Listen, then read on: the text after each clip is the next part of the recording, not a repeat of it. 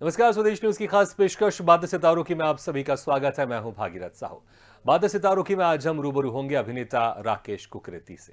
राकेश कुकरेती का जन्म पौड़ी गढ़वाल में हुआ। बिजनेस एडमिनिस्ट्रेशन में पोस्ट ग्रेजुएशन की पढ़ाई की, फिर रंगमंच शुरू किया और कई सालों तक रंगमंच करने के बाद मुंबई का रुख किया और वहां एक्टिंग स्कूल में 6 महीने तक अपने अभिनय को और निखारा। फिर टीवी सीरियल एक्टिंग एक्टिंग से टीवी जगत में कदम रखा। इसके बाद जय मां शेरावाली, दिया और बाती हम, पुनर्विवाह, जिंदगी मिलेगी दोबारा, होंगे जुदा ना हम, एक बूंद इश्क, परदेश में है मेरा दिल में अहम भूमिका निभाई है।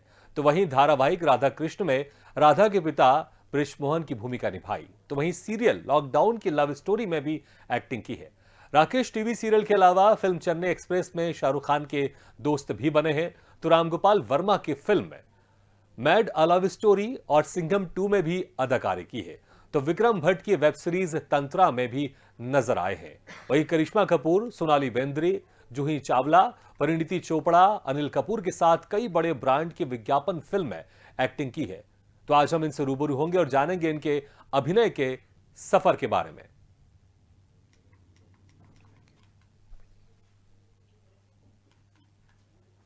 और इस वक्त हमारे साथ सीधे जुड़ गए अभिनेता राकेश कुकरेती जी। राकेश जी, आपका बहुत बहुत स्वागत है स्वदेश न्यूज की खास पेशकश में। नमस्कार। नमस्कार। राकेश जी, बहुत सारे आपने काम किए हैं। शुरुआत हुई आपकी रंगमंच से, उसके बाद फिर आप जब मुंबई गए तो वहां पर आपने एक्टिंग स्कूल में ज्वाइन भी किया, आपने हुनर को और निखारा। लेकिन हम शुरुआत की बात करें, क्या कॉलेज के समय में आपको लगा कि आपको एक्टर बनना, या स्कूल के समय में? क्योंकि अक्सर हम देखते हैं कि स्कूल में जो एनुअल फंक्शन होते हैं उसमें जो बहुत सारे बच्चे होते हैं बहुत ही पार्टिसिपेट करते हैं, एक्टिव होकर पार्टिसिपेट करते हैं, फिर वहीं से उनके अंदर एक इच्छा जागृत होती है कि मुझे एक्टर बनना है, मुझे सिंगर भी बनना है।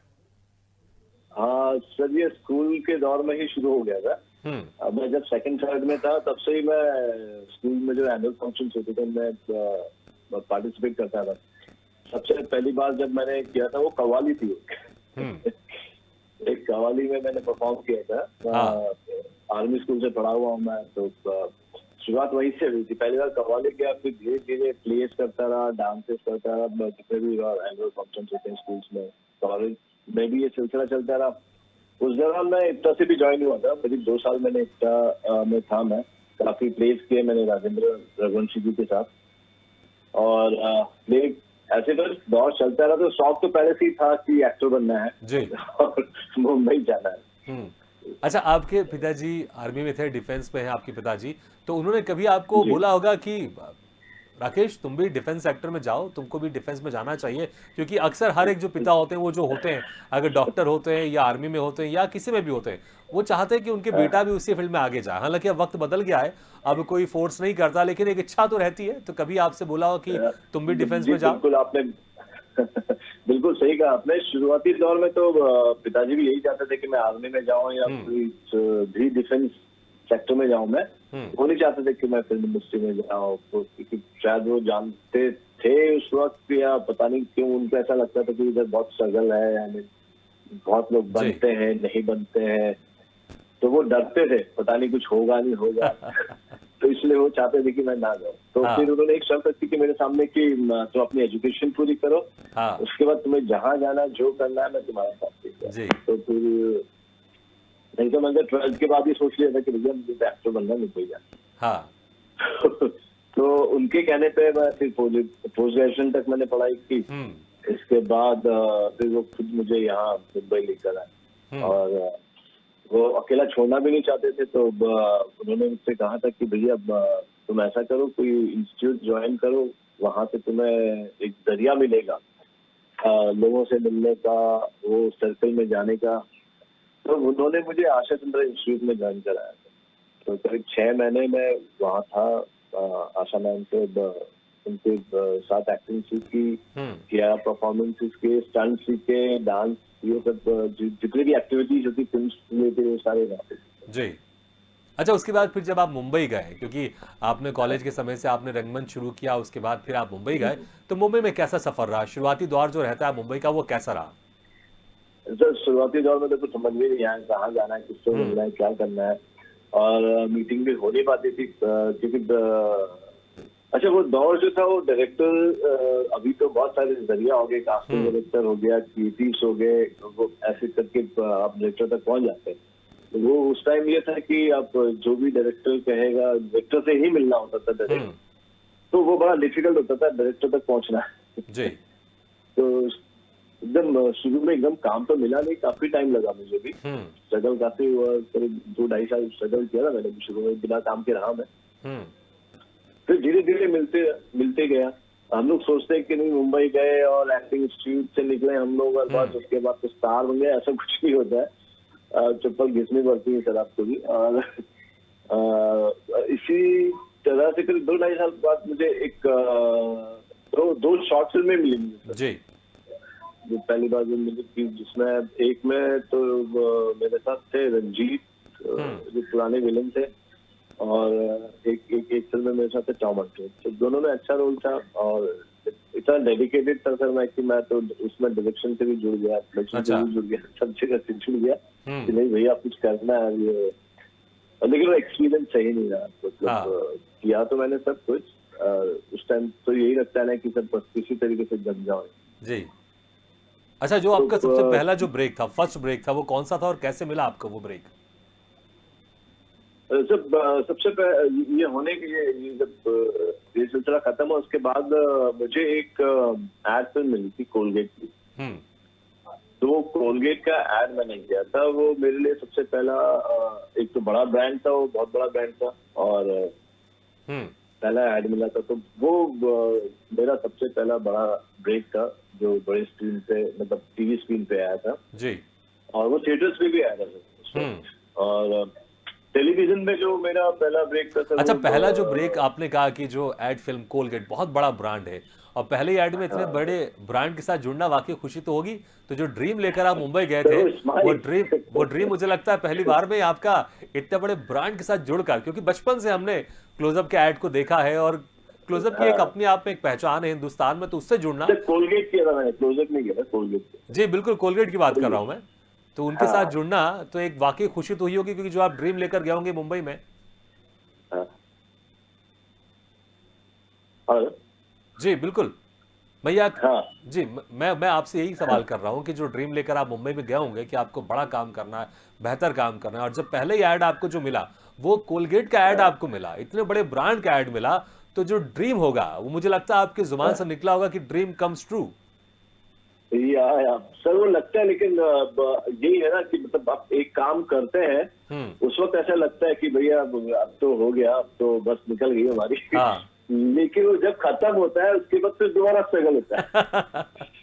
ये एक जो कलाकार के साथ है, वो सर आप कितने भी बड़े कलाकार बन जाओ, कितने भी सक्सेसफुल क्यों ना हो, लेकिन एक प्रोजेक्ट आपको जो मिलता है, वो प्रोजेक्ट जब खत्म हो जाता है, उसके बाद दोबारा आपका स्ट्रगल शुरू हो जाता है सर, जो अगले प्रोजेक्ट के लिए।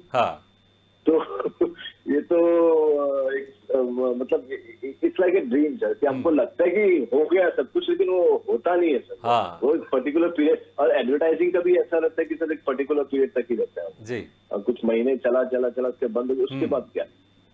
बिल्कुल सही कहा आपने कि जब जैसे मुझे लगता है ये वीडियो गेम की तरह, जैसे हम एक स्टेज पार करते हैं, एक दूसरी स्टेज फिर सामने आ जाती है, और वो ज्यादा हार्ड होती है, वो पहले के मुकाबले ज्यादा हार्ड होती है।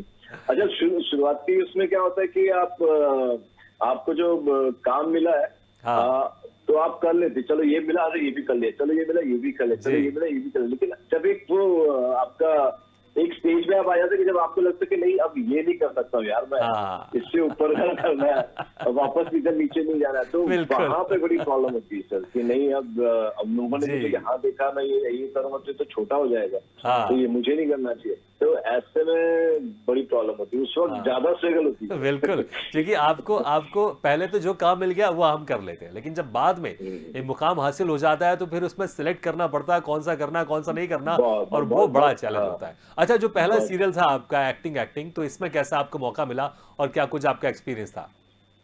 सर एक्सपीरियंस तो बहुत ही अच्छा था। मैं उसमें राजन वागदर, जो कि मतलब यस बॉस सीरियल के डायरेक्टर थे जी, उनके साथ काम करने का मौका मिला मुझे पहली बार, और काफी बड़े बड़े श्रीमान श्रीमती ये सब उन्होंने उस वक्त कर चुके थे वो, तो उनके साथ मुझे काम करने का मौका मिला। उसमें काफी बड़े बड़े एक्टर्स थे, मतलब जितने भी थे वो नोन थे, जैसे कि साजिद खान भी थे उस टाइम, हम्म, तो उनके साथ काम करने का मौका मिला था मुझे।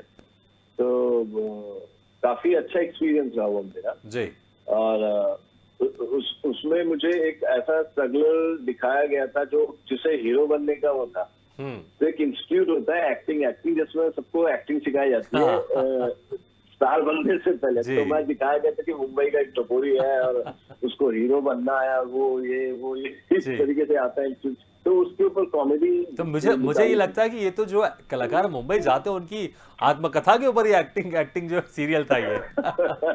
हाँ, उसी को हाँ, कैलकाटा से आया हुआ है, कोई बिहारी था, कोई जी, गुजराती था।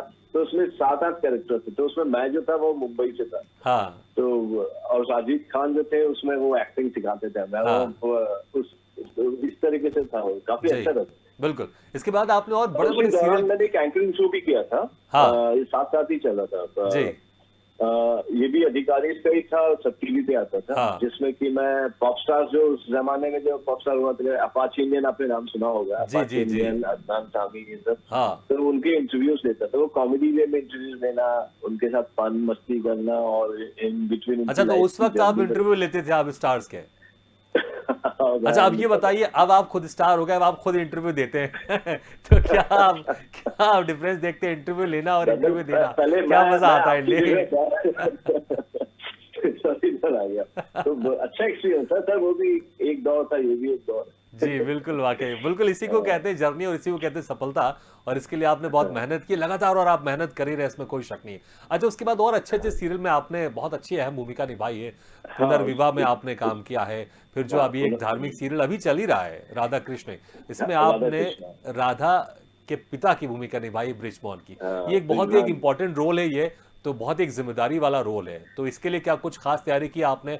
और इसकी मुझे लगता है अनुभूति, एक्सपीरियंस कुछ अलग होता होगा जब हम इस तरह से एक धार्मिक सीरियल में डेफिनेटली, जुड़ते हैं। डेफिनेटली। एक्चुअली क्या है, ये मेरा पहला मैथोलॉजिकल सीरियल है। हम्म, इससे पहले तक मैं मैथोलॉजिकल सीरियल्स मैंने किए नहीं थे, जी, सोशल सीरियल ही किए थे मैंने। और मैथोलॉजिकल जो था उससे थोड़ा डर भी था मुझे, क्योंकि मैथोलॉजिकल में तामझाम बहुत होता है, मेकअप गेटअप हाँ, और ये सब, और हेवी कॉस्ट्यूम और ये सब रहता है, तो थोड़ा उससे दूरी रहता था ना, कि नहीं यार मैं नहीं कर पाऊंगा ये सब। हम्म, तो जब मेरे पास कॉल आया था उसके लिए, तो उस पीरियड तक मुझे विजवान के बारे में ज्यादा कुछ पता नहीं था जी, कि, मतलब हम तो हमेशा कृष्ण के बारे में ही सुना था हमने, और कृष्ण और राधा के बारे में सुना था, राधा के परिवार के बारे में नहीं सुना था। बिल्कुल, कि बिल्कुल, मतलब मैं जहाँ तक आप शायद जानते रहे होंगे, लेकिन मुझे नहीं पता था जी। कि राधा नहीं, की फैमिली में विजवान। बहुत कम लोगों को इसका नॉलेज है, क्योंकि अक्सर हाँ, जो भी नहीं था, हमने। हम लोग हमेशा राधा कृष्ण के बारे में ही बिल्कुल, सुनते रहे हैं, बिल्कुल, और कृष्ण के बारे में सबसे ज्यादा सुनते बिल्कुल, या आए हैं, फिर पढ़ते परिवार आए की हैं। जब भी बात होती है तो भगवान श्री कृष्ण के परिवार की बात होती है। राधा हाँ, जी के मतलब परिवार के बारे में नंद की अक्सर होती, कहीं यशोदा ज्यादा की बातचीत होती, नहीं होती। बृजभान और कीर्तिदा, उनकी बात नहीं होती है। हम्म, लेकिन इस सीरियल में जो है वो, मेरे पास जब आया था ये ऑफर, तो मेरे को ये कहा गया था कि ये राधा के पॉइंट ऑफ व्यू से सीरियल है, जी, और विजवान जो है इसमें अहम है। और हम पहली बार दिखाने वाले हैं कि विजवान की क्या लाइफ थी, कैसे थे वो, और अब एक अपनी बेटी के प्रति हम्म, कितना प्यार था उसका, मतलब अपनी बेटी के लिए उसने सब कुछ किया, मतलब हम्म, रोया है, हंसा है, जो कुछ भी किया है, लड़ा है। जी, तो वो उसकी कहानी है। तो जब हम्म, मुझे बताया तो मुझे थोड़ा एक्साइटिंग लगा, मुझे लगा कि यार करना चाहिए फॉर अ चेंज। जी। तो मैंने किया, और जब उसके बाद जो उस कैरेक्टर को जो सफलता मिली, तो वो इट्स अ हिस्ट्री सर। नहीं, बिल्कुल, बहुत ही वाकई आज बहुत। भी मतलब, आज भी लोग मतलब चाहे वो बड़ी उम्र के हो, छोटी उम्र के, सब हाँ, बाबा कहकर बुलाते हैं, रिजवान जी। बाबा। तो, नहीं, नहीं, बहुत अच्छा ये धार्मिक सीरियल है, और कुछ नई तरह की इसमें चीज़ें दर्शकों को देखने को मिल रही है। हमारी मदर भी बहुत हाँ पसंद करती है सीरियल ये, जब भी आता है हाँ। तो बैठ के ज़रूर देखती हैं वो। अच्छा, उसके हम्म, हम सीरियल के अलावा बात करें, फिल्में भी आपने की हैं। शाहरुख खान के हाँ आप दोस्त बने हैं चेन्नई एक्सप्रेस में, बड़ी सुपर डुपर हिट हाँ। फिल्म थी ये। तो शाहरुख खान के दोस्त बने आप, कैसा रहा उनके साथ काम करने का? क्योंकि क्या सिर्फ सर बहुत अच्छा, क्या बहुत अच्छा मैं एक्सपीरियंस आपसे है। ये पूछना चाहूंगा, क्या सिर्फ शूटिंग के समय ही दोस्त बने थे, या शूटिंग खत्म होने के बाद भी एक दोस्ती वाली बातचीत चलती थी सेट में? नहीं नहीं, उसके बाद अब इतनी ज्यादा बातचीत तो नहीं हो पाती थी हम लोगों की, हाँ, क्योंकि मैं 5 या 6 दिन ही मैंने काम किया था उसके जी, साथ। और एक्सपीरियंस बहुत अच्छा है, सर बहुत डाउन टू अर्थ है वो। हम्म, और मिलनसार भी हैं, बातचीत में भी बहुत अच्छे हैं वो, और वो अपने को एक्टर्स का ध्यान रखते हैं, हाँ। केयर करते हैं और पूरी फ्रीडम देते हैं। जी कि जब मैं पहली बार गया था तो उनसे मिला था, तो रोहित सर ने मुझे मिलाया था उनसे कि ये राकेश है, ये शाहरुख खान। हेलो सर, बोला बोलता अरे सर वो छोड़ा भी दोस्त है हम लोग।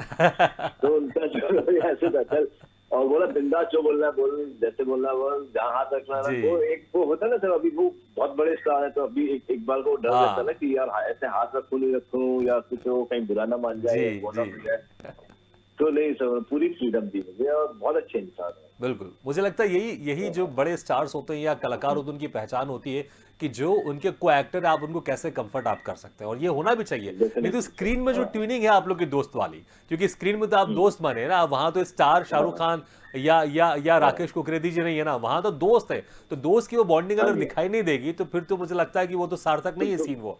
तो वो इस चीज को बेहतर समझते हैं और आप भी समझते हैं, लेकिन एक सर थोड़ा सा मैंने काफी लोगों से भी, मतलब मेरे काफी और भी दोस्त हैं जिन्होंने फिल्मों में किया, तो बहुत बार वो भी बताते कि मतलब एक बहुत सारे हैं ऐसे स्टार, ऐसा नहीं कि मतलब सभी अच्छे होते हैं, जी। कुछ नहीं भी होते हैं। हाँ। तो वो डिस्टेंस बना के रखते हैं और वो थोड़ा अनकंफर्टेबल से कर देते हैं बाकी एक्टर्स को। तो बड़ा वो तो ये जी। टेलीविजन में भी होता है सर, और ये फिल्म इंडस्ट्री में भी होता है कुछ लोग हैं जो कर लेते हैं ऐसे अनकंफर्टेबल से। तो आपके साथ कुछ ऐसा व्यक्तिगत एक्सपीरियंस घटा? एक्सपीरियंस नहीं रहा मेरा, और मुझे पहले ऐसे लगता था कि नहीं यार शाहरुख, अब उनके बारे में सुना, अब तो हम लोग तो प्रेस के थ्रू ही पता चलता हमें कि नहीं यार ऐसे एटीट्यूड दिखा दिया, वैसे ये कर दिया, ये कर दिया, उधर। लेकिन जब साथ में काम किया तो पता लगा कि नहीं यार वो सब फेक था, या मतलब नहीं वो ऐसे इंसान, हाँ डाउन टू अर्थ। वो एक उनमें एक ये अच्छा है बहुत है कि मतलब आप सामने वाले कलाकार को नाम से पुकारते। क्या बात है। एक बार मिले, उसके बाद हमने 15-20 दिन बाद शूट किया था, जब पहला दिन शूट किया था उसके बाद गैप था 10-15 दिन का। मुझको 10-15 दिन बाद भी आया तो नाम से पुकारा। अब चीजें उनकी मेमोरी कितनी शार्प है, मतलब बिल्कुल नाम से पुकार के बात कर रहे हैं। और एक बार पैकअप, हम लोग का पैकअप हो चुका था और वो निकल गए थे, लेकिन थोड़े आगे गए तो उनको अचानक जाना यार मैं बाय बोलना, तो बोली तो वापस आके बाय बोलते गले उनके फिर गए। वाह क्या बात है। ये तो एक आपने उनके गले के अंदाज बताया कि बाय बोलना भूल गए लेकिन वापस आए। और ये सिखाती कि एक चीज और ये हमें सिखाती कि हम कलाकारों को बहुत डाउन टू अर्थ होना चाहिए। बिल्कुल जैसा भी मुझे अच्छा लगा, मैं अगर इस तरह से बिहेव करूं तो बाकी कलाकारों को भी अच्छा सही सही बात है। तो इसी तरीके से हमें एक दूसरे के साथ रहना चाहिए। और मुझे लगता है कि ये परिपाटी होनी चाहिए, क्योंकि देखिए क्योंकि जो हमको मिलता है हम अक्सर जो लोग होते हैं वही नीचे उसको देते हैं, क्योंकि आपने जिस तरह से एक्सपीरियंस हुआ है वही एक्सपीरियंस आप जो दूसरे आपके जो जूनियर कलाकार होंगे या कोई एक्टर होंगे आप वैसे ट्रीट करोगे उनके साथ। जी, तो इससे एक जो माहौल होता है इंडस्ट्री का बड़ा अच्छा बना रहता है। अच्छा, आपने शाहरुख खान के साथ काम किया, अनिल कपूर के साथ काम किया, लेकिन एक बड़ा अच्छा, और आपने इतने सारे ऐड फिल्में की हैं, उसमें करिश्मा कपूर के साथ आपने काम किया है, सोनाली बेंद्रे के साथ आपने काम किया है, जूही चावला के साथ काम किया, और इन सब के हस्बैंड बने हैं आप। तो बड़े, मैं कहूँगा बड़े लकी हैं आप। अरे ये तो है डेफिनेटली सर, मतलब हम चले बड़े स्क्रीन में देखते थे कॉलेज टाइम में जी, तो मतलब उनके साथ आप काम कर रहे हो और एज ए हस्बैंड उनके को पार्टनर बन के काम कर रहे हो, इससे मतलब it's a kind of achievement. बिल्कुल अच्छा एक्सपीरियंस भी रहा मेरा उन लोगों के साथ। और सारे वेरी डाउन टू अर्थ रहे, चाहे वो नेहा गुप्ता हो, करिश्मा कपूर हो, चाहे जूही चावला हो, they all are very nice and good human. अच्छा, एक तरफ आप हस्बैंड बने इन बड़े बड़े स्टार्स के, दूसरी तरफ जो परिणीति चोपड़ा है अभी सुपरस्टार है, बड़ी अच्छी फिल्में कर रही है, वो आप उनके जीजा भी बने, आप वो आपकी साली बनी है ऐड में। तो कैसा एक्सपीरियंस था उनके साथ काम करने का? जीजा और साली का ट्यूनिंग कैसा था? सर अच्छा था, काफी अच्छा था। आपने ऐड देखा होगा मेरे ख्याल से। जी बिल्कुल देखा। चला है, मतलब बहुत चला। हाँ, it was a good experience जी, बहुत अच्छा एक्सपीरियंस है। तो क्या सेट के बाद भी कुछ ऐसी कोई जीजा साली वाली कुछ मस्ती होती थी, बातचीत होती थी? तो हम एक्टर्स ऑन ऑफ होते हैं सर, कैमरा ऑन तब ऑफ, कैमरा ऑफ तब ऑफ। अच्छा, झकास के साथ भी आपने काम किया अनिल कपूर जी के साथ। तो उनके साथ कैसा एक्सपीरियंस था? अच्छा, वो जैसे है वैसे सेट पे रहते हो, मतलब सेट के अंदर इंटर होती सबसे स्टूडियो के अंदर जैसे ही उनकी एंट्री थी, वो एंट्री करते ही वो झकास जरूर हुए, झकास तो वो बोलते जरूर थे। अच्छा मतलब ये बोलते जैसे एंट्री होती है उनकी तो अक्सर ये वो अभी मे बी वो एनर्जी लेवल जो है वो गेन करने के लिए हाँ कहते होंगे ऐसे, मतलब जी एकदम एकदम हाँ ये कैसा है, ये क्या इस बात तरीके से बात करते हैं। हाँ तो मतलब एकदम मुझे लगता है कि तो शायद लगता ही यही नहीं सर कि मतलब वो हमसे इतने बड़े सीनियर हैं, अब जी इतना अपने हमसे बड़े हैं एज में भी, हाँ तो एकदम इट्स लाइक ए चाइल्ड। जी और मुझे लगता है शायद यही एनर्जी उनकी है जो आज भी उनको इतना यंग बना के रखती है इतनी हाँ उम्र में। ऐसा लग रहा है कि डेफिनेटली ये 15-20 सालों से उनकी उम्र बढ़ी नहीं रही है कि आपने कुछ बड़े राज नहीं पूछा? सर, हम बढ़ रहे हैं, वो वही के वही नहीं है। आपने उनसे कुछ राज पूछा कि आखिर इस राज के पीछे क्या बात है, कुछ टिप्स लिए आपने उनसे? नहीं सर, ऐसा ऐसा कुछ पूछा नहीं मैंने उनसे। बिल्कुल। अच्छा आप उत्तराखंड से हैं, पौड़ी गढ़वाल में आपका जन्म हुआ है, वहाँ पे बड़े लोकगीत, बड़े खूबसूरत वहाँ के लोकगीत हैं। और तो अगर कोई एकाध कोई, क्योंकि आप गुनगुनाते हैं हमको इतना पता है, तो कोई अगर कोई एकाध कोई फोक सॉन्ग अगर आप कुछ याद हो तो हमारे दर्शक जरूर सुनना चाहेंगे, क्योंकि पहाड़ी गीत एज ए वाकई सिंगर बड़े तो मैं, खूबसूरत होते हैं। हाँ हाँ बहुत अच्छे सॉन्ग होते हैं पहाड़ी सॉन्ग, और मैं बहुत अट्रैक्ट भी हूँ, इसीलिए मैं, आप अगर मेरे इंस्टा में आप अगर जाएंगे तो वहाँ देखेंगे काफी पहाड़ी गीतों पे भी मैंने रील बना नहीं रखी है। बिल्कुल, इसलिए मैंने वही कहा कि हाँ हमको पता है कि आप गुनगुनाते हैं, तो हमारे दर्शक अभी लाइव भी सुनना चाहेंगे नहीं आपसे। Sir, I am not a good singer, नहीं लेकिन नहीं हाँ थोड़ा बहुत ऐसे गुनगुना। जी जी न तू मेरी लगद कोई, न मैं तेरू लगद कोई, फिर भी तेरो मेरो ना तो, जन्म जन्मों वटी, जन्म जन्मों वटी। बहुत खूब, बहुत बढ़िया बहुत बढ़िया। हाँ बहुत बहुत खूब। सर मैं ये पहली बार ऐसे गा रहा हूँ, मैं मतलब कभी गाया नहीं नहीं नहीं किसी आप के अच्छा सामने। गाते हैं, मुझे लगता है कि आपको इसको कंटिन्यू करना चाहिए आपको। अच्छा अच्छा, एक जरूर सवाल करना चाहेंगे कि आप जिस जगह क्षेत्र से आते हैं वो इतना खूबसूरत क्षेत्र है, तो छुट्टियां मनाने तो मुझे लगता है कि बचपन से आप हिल स्टेशन में रहे हैं, तो आपका हाँ जो हाँ मनपसंद जो डेफिनेटली छुट्टी का डेस्टिनेशन है वो सर, क्या है वो? हाँ, हम लोग जो बचपन में भी मतलब जब स्कूल की छुट्टियां होती थी, हम लोग की समर वेकेशन होते थे, हाँ तो हम लोग की जो 2 महीने की जो छुट्टी होती थी वो उत्तराखंड में ही होती थी सर, वहीं जी वहीं पे पापा मम्मी वहीं लेके जाते थे, हम लोग सब वहीं रहते थे, हाँ करीब एक महीने करीब वहां रहते थे हम लोग। हाँ तो वहाँ पे मतलब अभी मेरे तो जितने भी कजन थे सारे आर्मी बैकग्राउंड से ही हैं, सारे लोग, मामा हो गए चाहे चाचा वाचा, जी सब जितने भी हैं सब आर्मी बैकग्राउंड, तो सबकी छुट्टियां बच्चों की सेम ही होती है, सब आर्मी स्कूल या सेंट्रल स्कूल से पढ़े हुए हैं। हाँ तो एक वो ग्रुप बन जाता था हमारे गाँव में, और सब बहुत मजे करते थे, मतलब वो अलग ही दिन थे सब। हाँ मतलब पहाड़ों में दौड़ना, पेड़ों पे चीड़ के पेड़ों पे चढ़ जाना और लुका छुपी खेलना। अच्छा मुंबई में तो इन चीजों को थोड़ा तो अच्छा, मिस हमने गाय करते भी होंगे चराई है आप। सर उस वक्त, हम मुंबई लोग गाँव में जाते थे तो गायें भी चराई हमने।